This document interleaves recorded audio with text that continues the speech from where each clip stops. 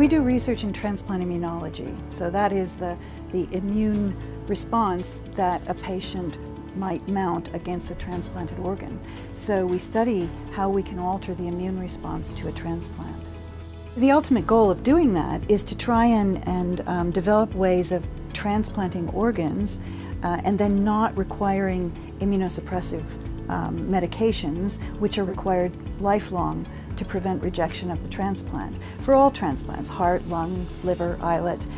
So it's really important to find a way to understand how rejection happens and then to find a way to prevent it from happening.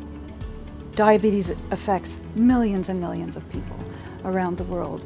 There are different ways of treating diabetes. One of those is transplanting islets, or cells that produce insulin, into a recipient. And some of the mechanisms that we're working on in our lab to suppress the immune response actually can be twofold. It can suppress the immune response that would then allow islet transplants to survive without medications.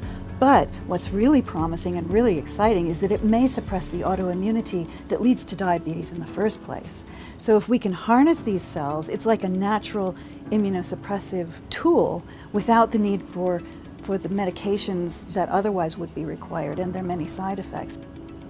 The biggest promise of affecting the lives and the quality of life of Albertans with diabetes is actually the use of regulatory T cells to suppress autoimmunity itself, thus preventing the need for transplantation altogether, and that would be an enormous step forward.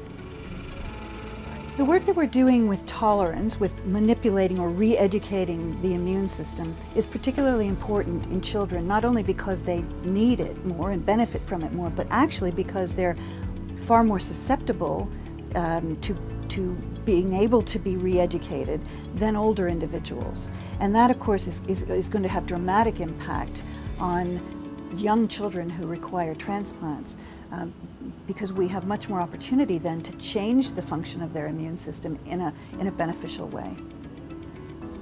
We couldn't do this kind of work without financial support from the Women and Children's Health Research Institute and the Stollery Children's Hospital Foundation, as well as the Alberta Diabetes Institute and the Alberta Diabetes Foundation.